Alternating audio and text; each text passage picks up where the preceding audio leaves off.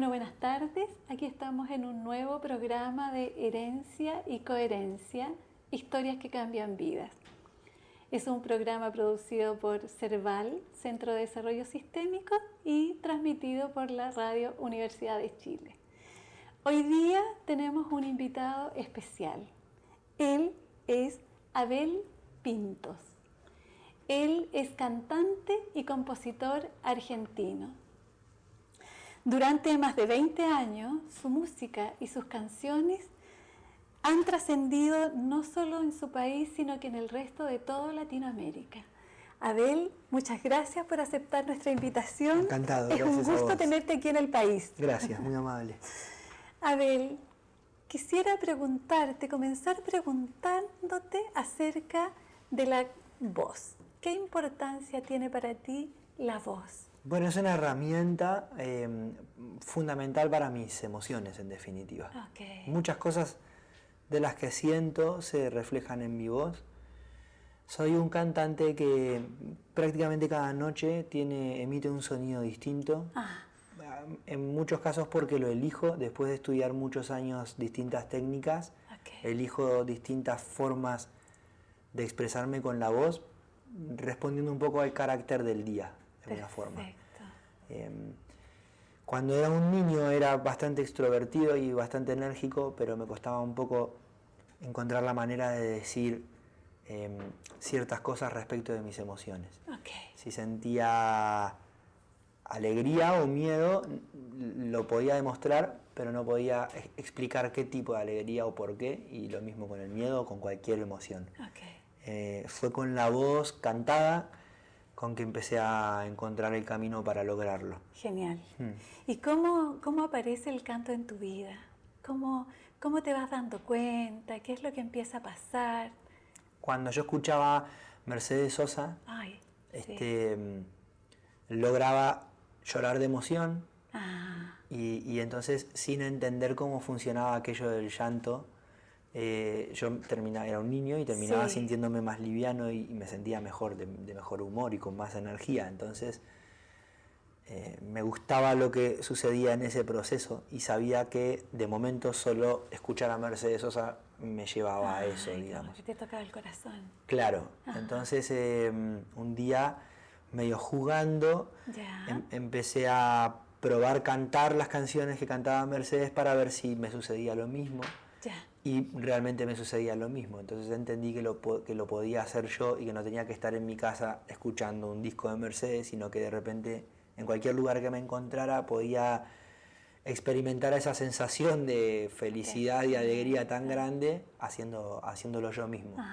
Y fue por eso que empecé a cantar.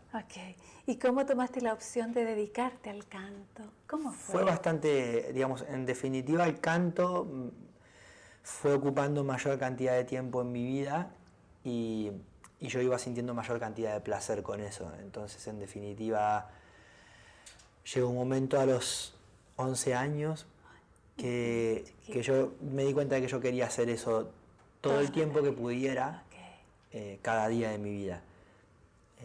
Y más adelante, a medida de que eso empezó a hacerse cada vez más continuo y empecé yo a ocupar más tiempo con la música de mi vida, y se empezó a transformar la música en una profesión en el momento en que empecé a estudiarlo, o en una carrera, y luego se transformó en un trabajo, y en definitiva el día de hoy es parte del 100% de mi tiempo y de mi vida, pero no la elegí conscientemente como yo quiero trabajar de músico porque quiero ser famoso o porque lo que sea. Me daba igual si tenía que trabajar de otra cosa, pero seguramente iba a buscar algún trabajo que me permitiera estar todo el día cantando. O sea, que me tengan en una oficina allá atrás y que no moleste mi canto, pero...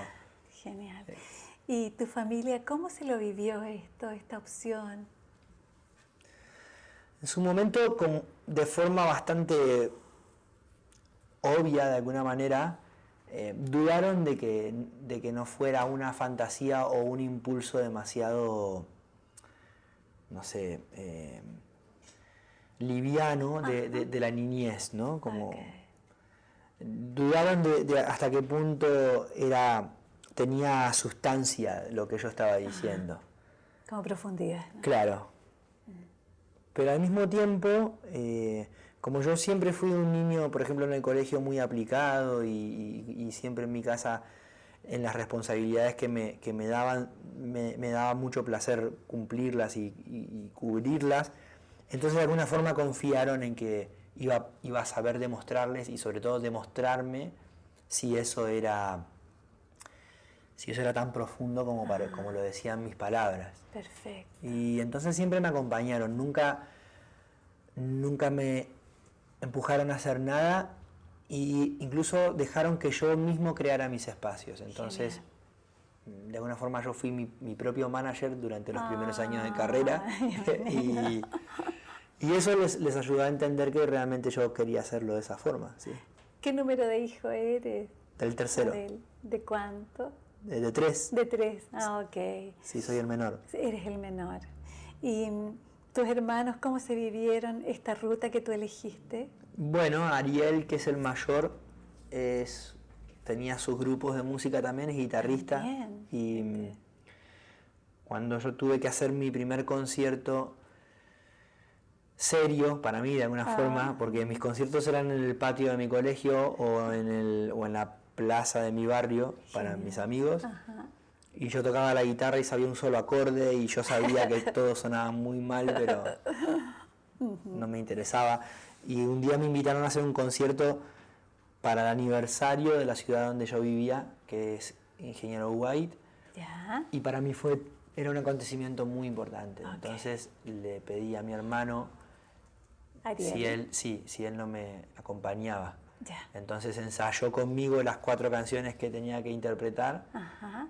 Y me dijo, al final del concierto se ve que se lo pasó bien, entonces me dijo que contara con él y lo empecé. Buenísimo. Y claro, de repente lo empecé a llamar muy seguido para que me acompañara y se encontró trabajando conmigo y ya hace 23 años que lo hacemos juntos. Genial, trabajan juntos. Sí. ¿Y tu otro hermano o hermana? Andrés. Andrés. Sí, Andrés fue el primero de los 3 que entró en contacto con la música porque tenía taller de guitarra en el secundario. Pero después de que se terminó el taller no se dedicó más. No volvió a tomar la y él guitarra. tomó otro camino. Otro camino, sí. Y en esto de ir como cantando y profundizando y expresando emociones, ¿qué otras emociones empiezan a aparecer con esto de estar en escena, en el escenario? En realidad no sé si empiezan a aparecer emociones que sean específicas del hecho de estar en el escenario. Lo que me parece es que en el escenario yo alcanzo un nivel de predisposición y de apertura mental y emocional que a lo mejor no sé si alcance fuera del escenario. Okay. Entonces en el escenario lo que sucede es que abro mayor cantidad de puertas de alguna forma. Hay quienes en algún tipo de terapia o en algún tipo de ejercicio o en algún tipo de divertimento lo logran. O con alguna persona en particular, yo lo logro en el escenario. Genial. Sí. A ver, ¿y la composición? La composición fue algo que me abordó sin elegirlo con la razón. Yeah. Porque Mercedes Sosa fue intérprete durante casi 50 años o más de 50 años. Sí. Y pudo hacer una carrera en todo el mundo sin escribir nunca una canción. Y yo pensé que yo podía hacerlo de esa manera. Yeah. Nunca consideré ni fantaseaba con la idea de escribir canciones. Y a los 18 años me pasó de estar en un momento de mucha sensibilidad y de mucha vulnerabilidad, y entonces me encontré literalmente escribiendo mi primera canción de un minuto al otro. Es decir, me llevó, yo pienso, 15 minutos a escribir mi primera canción, y me senté a escribir mi primera canción sin buscar hacerlo. Y cuando eso sucedió fue como revelador para mí y en 2 meses tenía mi siguiente disco escrito completo. O sea, entero. Sí, pasé de no pensar nunca en mi vida escribir ninguna canción a de repente escribir un disco completo. Y ya después, una vez que esa puerta se abrió, no hubo vuelta atrás y ya estuve escribiendo mis canciones hasta el día de hoy. Sí. ¿Y qué emociones dominantemente aparecen en tus canciones? A ver. Y depende de la etapa y de las cosas con las que estoy en relación especial, a veces en conflicto o a veces en descubrimiento o en análisis o simplemente en disfrute. En su momento escribí mucho sobre la soledad, en su momento escribí mucho sobre la distancia, en su momento escribí mucho sobre extrañar, en su momento escribí mucho sobre, bueno, ahora últimamente estoy escribiendo mucho sobre la individualidad y, bueno, depende de los distintos procesos de mi vida, de alguna forma. Y quiero volver a esto, tú has mencionado a Mercedes Sosa. ¿Cuál era el vínculo que tú tenías como con ella o con su música? No sabría explicarlo, pero siempre me conmovió mucho. Sí. De hecho, ella siempre fue muy generosa en sus espacios y muy amable a la hora de invitarme a ser parte de su entorno de alguna forma, entrar en contacto con su entorno, con su familia, sus amigos. Y yo, si bien disfruté y valoré mucho ese gesto, nunca lo aproveché, porque yo no encontraba la necesidad, no sentía la necesidad de estar tan en contacto con Mercedes como persona. Sí. O sea, a mí no me despertaba curiosidad saber qué pensaba Mercedes de la política o de la sociedad o de la historia o de lo que sea. A mí me gustaba escuchar a Mercedes cantar. Cuando ella me hablaba, era muy bonito y yo lo disfrutaba mucho. Era una persona muy culta, muy amena, muy amable. Pero la emoción venía en mí cuando la escuchaba cantar. Había algo en su vibración ahí y en la sonoridad de su voz y en las cosas que resonaban en mí de alguna forma especial. Pero bueno, gracias a Dios sin forma de poder explicarlo. Gracias a Dios. Sí. Y en ese sentido es como, si lo pensamos en términos como de esta resonancia y estas vibraciones, es como asociado a los instrumentos. ¿Cuáles son los instrumentos que más te convocan? El ser humano me parece el instrumento más completo y más interesante, por más complejo. Porque además de necesitar dominar de alguna forma lo técnico, hace falta también que eso esté en mucha armonía con lo emocional, justamente. Perfecto. En cambio, uno puede de repente tocar el piano y que el piano suene igual sin importar la emoción que uno tenga dentro en ese momento, pero no puede hacerlo así con el cuerpo y con la voz. Siempre se nota lo que uno siente con la voz o con el cuerpo, o casi siempre. Y el piano justamente me parece también otro instrumento. El piano y la guitarra. Yo pienso el piano, la guitarra y el ser humano son los instrumentos ahí más interesantes para mí. El piano y la guitarra. Genial. A ver, y pensando en esto como de los linajes, de la herencia, ¿qué es lo que traes de tus padres, de tu línea materna, de tu línea paterna? Mi padre siempre amó la música y cantó mucho en casa, nunca se dedicó, pero siempre en casa cantó mucho. ¿A qué se dedicaba él? Él siempre fue comerciante. Genial. Y administrativo de comercio, digamos. Okay. Y mi madre,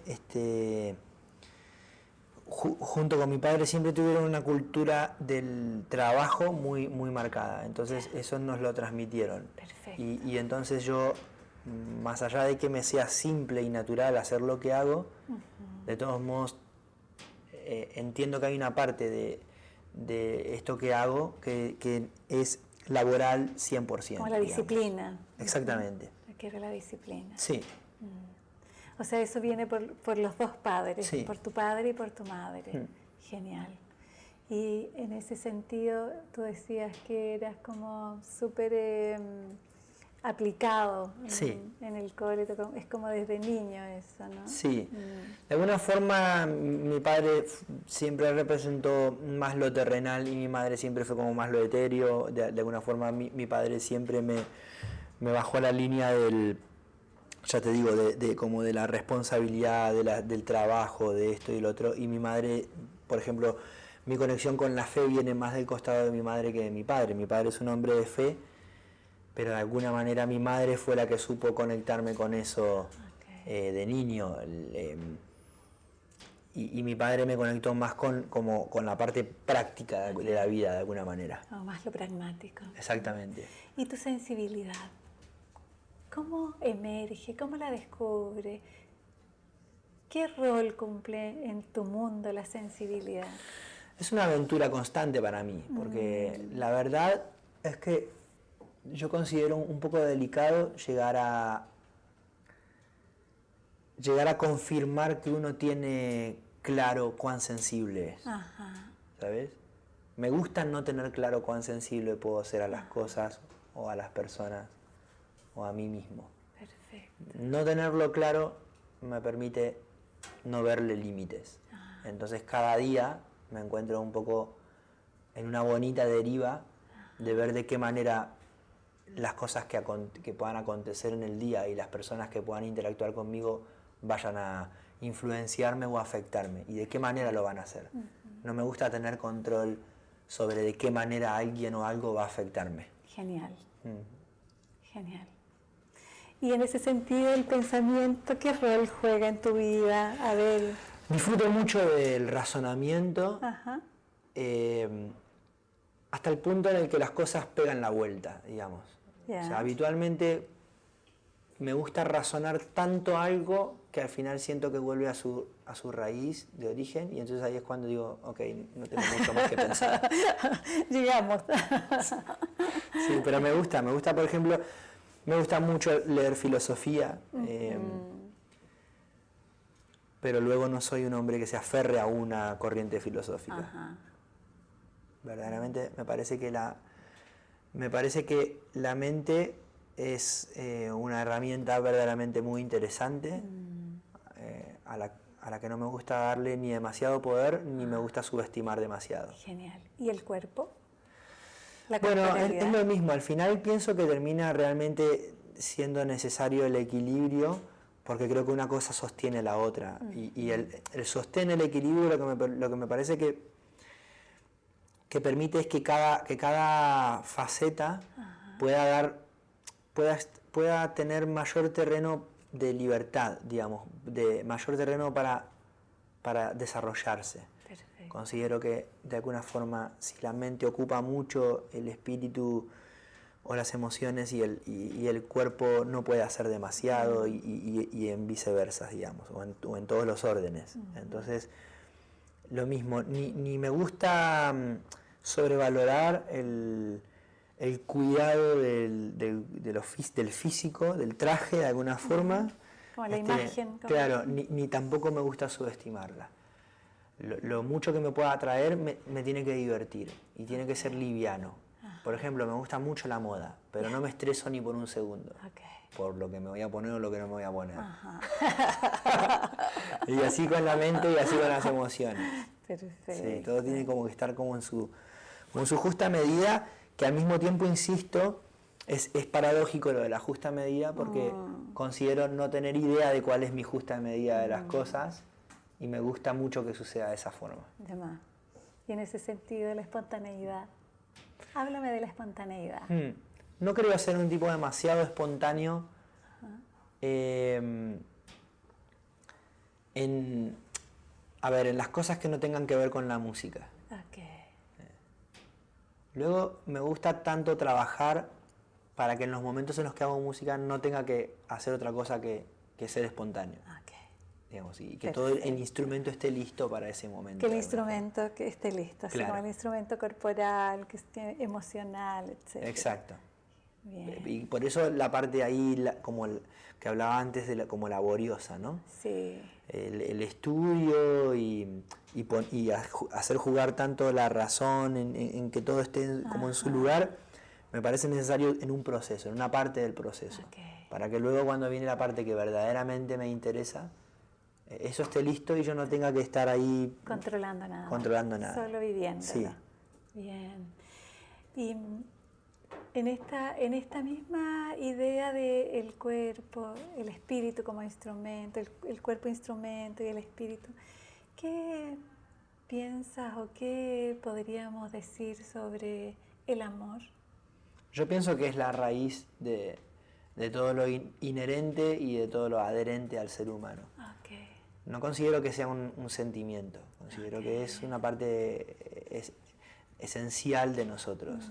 Es un componente de nuestra existencia de alguna forma. No es nuestra existencia física, sino de nuestra existencia física y nuestra consistencia energética de alguna forma. Considero que ahí el amor tiene que ver con eso, no con un sentimiento a canalizar de alguna forma, ¿no? Genial. Entonces realmente considero que por eso considero que es raíz, considero que todo lo demás que sea inherente o que uno vaya a buscar para adherir a su vida, lo vamos a hacer o lo vamos a buscar basándonos en ese amor o en la ausencia del contacto con ese amor, no del amor. Yo no considero que exista ausencia de amor. Considero que en todo caso puede existir ausencia de contacto, o sea, lejanía, distancia, pero no que no exista amor. Entremos ahí en la ausencia y en la distancia. Tú escribiste de la ausencia y la distancia. Uno necesita, me parece, puntos de referencias, ¿no? Para acercarse. Si vos no tenés un punto de referencia, no sabés si estás más lejos o más cerca. Entonces pienso que las personas y las situaciones y las experiencias van funcionando como punto de referencia. Entonces para aprender a relacionarme con la soledad y para aprender cuál es mi rol en la soledad y cuál es el rol de la soledad en mi vida, yo tuve que sentirme bien cerca de la soledad, o sea, tuve que estar bien solo de alguna forma, ¿no? Sí. Y experimentarlo y abrazarme a eso. Entonces, para aprender lo que hasta dónde me gusta extrañar a alguien o no, yo tuve que tener a alguien de punto de referencia para extrañarlo mucho a ese ser o para estar cerca y bueno, eso me parece que hacen falta puntos de referencia y al final ahí uno puede medir la distancia o la ausencia de las cosas y de las personas. Perfecto. Quiero preguntarte por la familia. ¿Qué rol tiene para ti la familia? Sí, es algo curioso porque en órdenes sociales pareciera ser un concepto bastante estructural el de la familia, ¿no? Y como de bajada de línea cultural, como que en las distintas culturas la familia representa o tiene un símbolo distinto. Pero luego me parece que me gusta más pensar en la familia como en la necesidad inherente del ser humano de sentirse en contacto con sus iguales, ¿no? Bien. Y luego me parece una familia, sea la sanguínea o la elegida de alguna forma, una familia me parece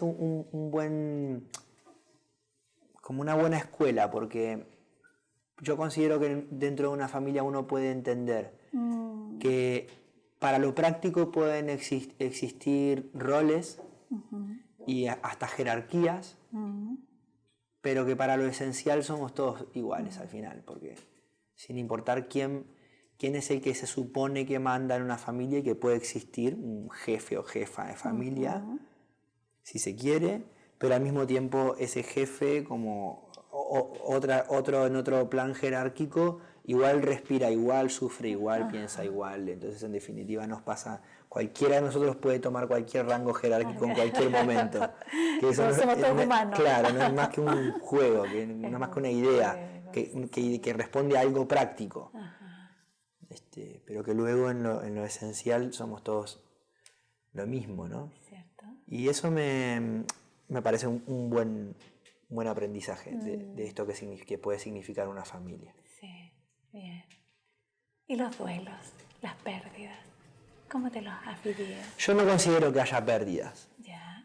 Cuando alguien de repente ya no es parte de mi vida de alguna u otra manera, no considero estar perdiendo algo. La dinámica y las personas tenemos la vida y las personas tenemos una dinámica en particular, un camino que seguir. Y la idea de que nos gustemos y nos hagamos bien y nos enseñemos no necesariamente nos convierte en propiedad de nadie, ni tampoco en adoptar un rol imprescindible para nadie. Entonces, considero que tenemos que estar en el lugar en el que estamos el tiempo que tenemos que estar, digamos. Bien. Y que cuando por algún motivo alguien te falta o alguien ya no es parte de tu contexto o de tu vida o lo que sea, por cualquier razón, porque pueda partir físicamente o porque ya no esté en tu Ya no está más, sintonía o en tu entorno, no considero que uno esté perdiendo algo, al contrario, me gusta más valorar lo mucho que pude haber aprendido de las personas que lo que yo piense que voy a dejar de aprender cuando ya no estén. Ok, genial. ¿Se entiende?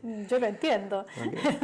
Yo lo entiendo y creo que nuestros auditores también lo Genial. entienden. Y si no lo entendieran, igual resuenan. Bueno, a mí no me parece eso. Me gusta hacerme más fuerte en la idea de lo que las personas me traen a la vida que de lo que me va a faltar cuando no estén. Genial. Y ahí yo me tomo de eso y pregunto por el tiempo. ¿Qué significado tiene el tiempo para ti, Abel? Un poco lo mismo que hablábamos antes de la razón del pensar y del cuerpo y de las emociones. Sí. Me gusta, a mí por lo menos me resulta divertido y agradable poder tomar el tiempo en distintas medidas de alguna forma. Me gusta, como te decía, cuando hago música, Sí. entro en un estado completamente atemporal. Okay. Pero luego cuando estoy trabajando, me gusta mucho utilizar el paso de las horas como formas de poder estructurar lo que yo considero que vale la pena estructurar. Perfecto. Digamos. Genial. Sí. Y el tiempo en el cuerpo, la juventud, la adultez, la ancianidad. ¿Cómo? Me parece que son reflejos físicos de lo que sucede dentro nuestro. Ok. Sí. De las distintas etapas. Sí. Yo considero que hay ciertas emociones y ciertos patrones de razonamiento que no se verían bien si tuviéramos siempre la misma forma física. Ok, bien. No sé, de repente, así como me resulta a veces incómodo que una persona con determinada apariencia física por el paso del tiempo, digo, de repente que una persona adulta esté reflejando un pensamiento demasiado propio de la adolescencia, por ejemplo. Más pueril, más infantil, sí. Claro, lo pienso en viceversa también. Por eso considero que el cuerpo también es muy sabio y va sabiendo generar el contexto necesario para lo que uno va a estar transmitiendo de alguna forma. Bien.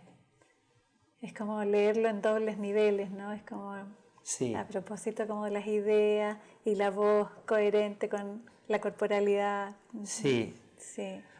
A mí en lo particular me resulta que el ser humano se expone cada vez más, se expone la belleza desde la luminosidad de un ser humano conforme al paso del tiempo, digamos. Bien. Y en ese sentido te voy a preguntar por los vínculos. ¿Qué significan para ti?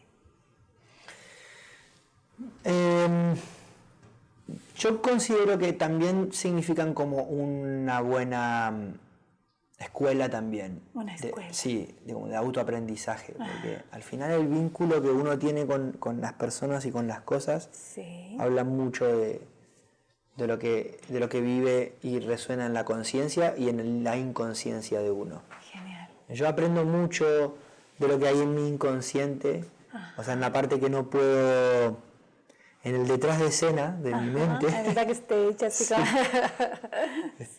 Aprendo mucho de eso, descubro mucho de eso y logro traer muchas cosas de ahí al consciente, observando de qué manera me estoy relacionando con los demás, o me estoy vinculando con los demás o con las cosas que elijo para mi vida.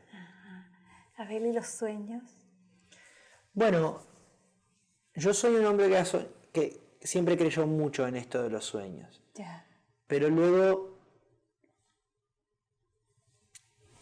practicaba tanto la atención sobre mis sueños que entonces empecé a elegir tener más proyecciones y proyectos que sueños. Y sueño como sueño es el que vivo. Ok. Porque de niño yo soñaba con cantar todos los días de mi vida. Y un día advertí que hacía 20 años que lo hacía. Y que entonces cantar en tal o cual estadio era un proyecto y era un deseo muy grande, que hacer un concierto sinfónico era un deseo, que ir a otros países era un deseo enorme. Pero eso eran deseos, eran como proyecciones, son proyectos sobre los que puedo trabajar. Perfecto. Pero me di cuenta que el sueño lo estaba viviendo. Que ya no tenía necesidad de seguir soñándolo. O acaso sí tengo la necesidad de soñarlo cada día, ¿no? Perfecto. Mientras lo como vivo. Recrearlo cada día Sí, mientras lo vives. Sí. Es como dentro del como la película del Día de la Marmota o algo de esto, no me acuerdo cómo se llamaba, que el tipo vivía todos los días el mismo día, ¿no? Bueno, en este caso es el mismo sueño. Pero recreado. Recreado. Y renovado al mismo tiempo, porque al final ese sueño se va alimentando con lo nuevo que viene cada día. Perfecto. En el mundo, en las cosas que me rodean y en mí mismo. Abel, ¿y qué significan para ti los aplausos? Una expresión. Una expresión. ¿Cómo los recibes?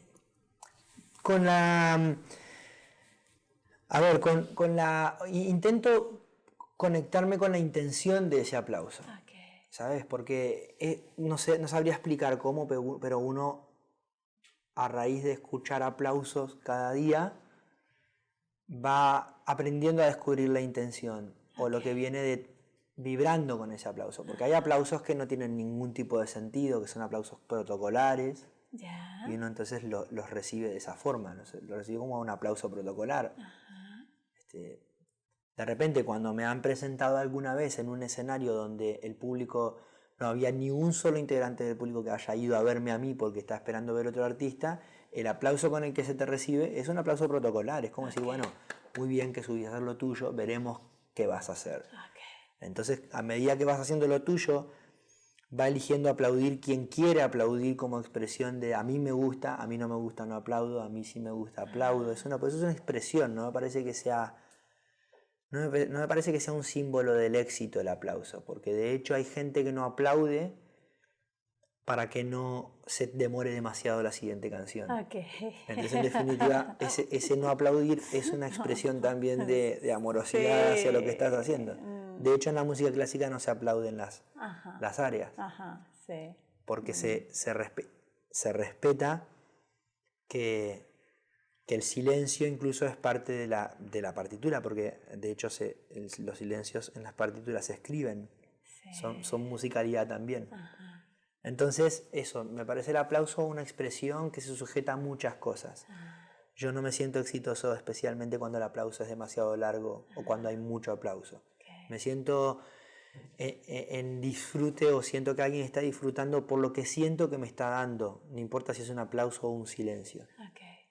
¿Y cuándo te sientes exitoso? Abel. Cada día, porque al final hago lo que quiero hacer todos los días. Bien. Y en ese sentido, el rol del silencio para tu vida. Tiene un rol protagonista. Protagonista. Sí. Aprecio mucho el silencio, aún haciendo ruido.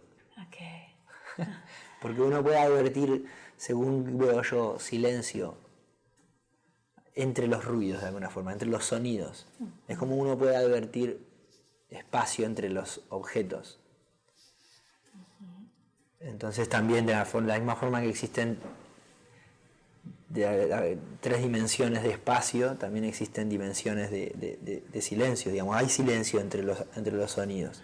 No todos los sonidos vibran en el mismo lugar ni en la misma frecuencia. Y entre distintas frecuencias yo entiendo hay silencio. Hay espacio de alguna forma. Bien. ¿Y la diferencia entre el ruido y la música para nuestro...? No lo sé, creo que es una cuestión de concepto, en definitiva. Como de significado de la palabra. Hay que ver qué significa para cada uno música y qué significa para cada uno ruido. No sé, en mi concepción el ruido está más ligado a sonidos que no son del todo agradables o necesarios. Necesarios. Claro. Pero luego la música es una expresión. es un orden de sonidos, de alguna forma. Y una combinación de sonidos y de vibraciones, por tanto. Y de silencios. También, claro. Cierto, sí. Es que saber utilizar el silencio. Hay un cantante de tangos que se hizo muy famoso en Argentina, de nombre Roberto Goyeneche. Ya. Y Roberto parecía que hablaba. ¿Cuando cantaba? Cuando cantaba, ¿no? Es una cosa medio Dylan, ¿no? Medio Bob Dylan. Entonces eso era extraño para el tango, porque el tango era una música que acostumbraba a tener grandes cantantes que cantaban todas las notas perfectamente afinadas y extendidas y ocupándolo todo. Ajá.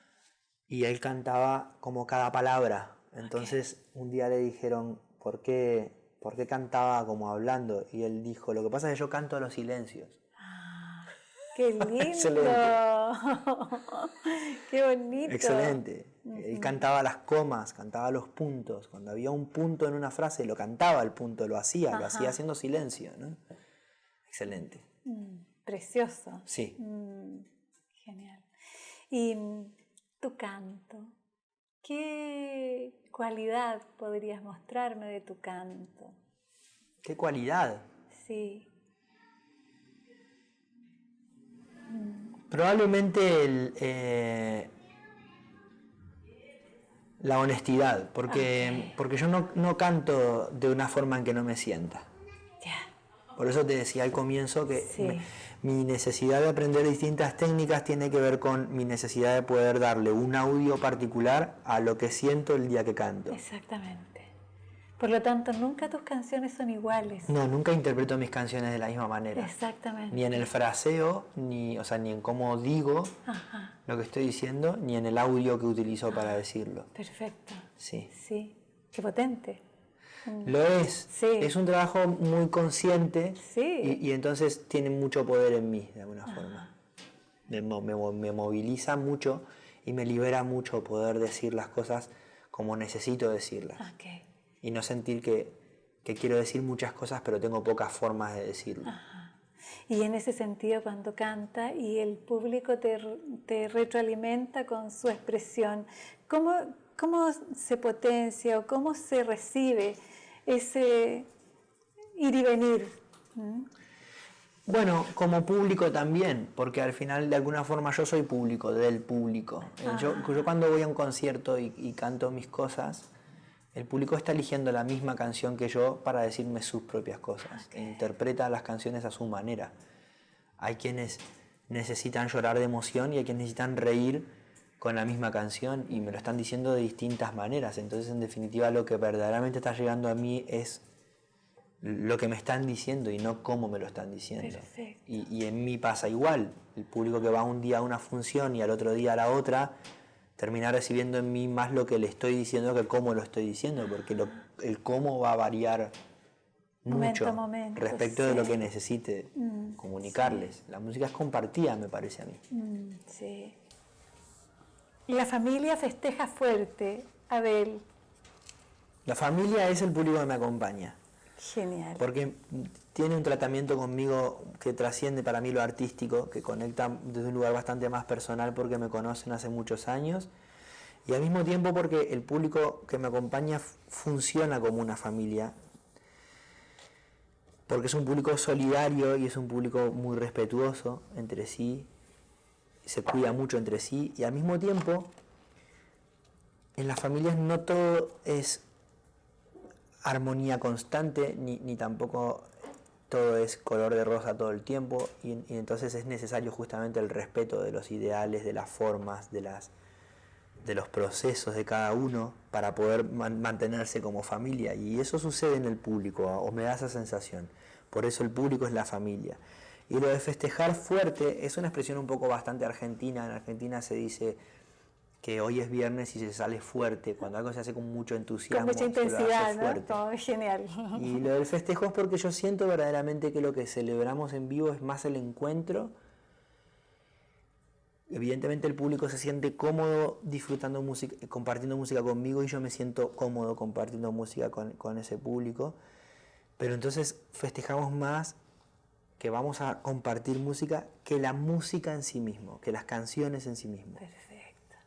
Y eso me hace sentir muy cómodo y muy feliz. Por eso el disco viene a homenajear estos 23 años de relación con el público. Genial. Abel, estamos en los últimos momentos de nuestra entrevista y yo quisiera preguntarte por dos elementos que seguramente tú los vas como a articular, que son con los nacimientos y la trascendencia. Yo no sé si no son acaso parte de lo mismo, porque me parece que uno tiene distintas formas de nacer. Lo que considero es que a lo mejor lo que cuesta tanto de la muerte, o de entender la muerte y de entender la vida, es que nos cuesta advertir que se nace y se muere de alguna manera, casi, no sé si todo el tiempo, pero muchas veces. Muchas veces. Por ejemplo, uno a veces tiene una idea y la sostiene, y la sostiene, y la sostiene, y un día la cambia. Y cuando la cambia, si acaso esa idea cambia, ya no recuerda, o a veces, o no siempre se recuerda en qué momento nació esa idea, en qué momento preciso nació esa idea. Pero ¿cómo entonces, se gestó?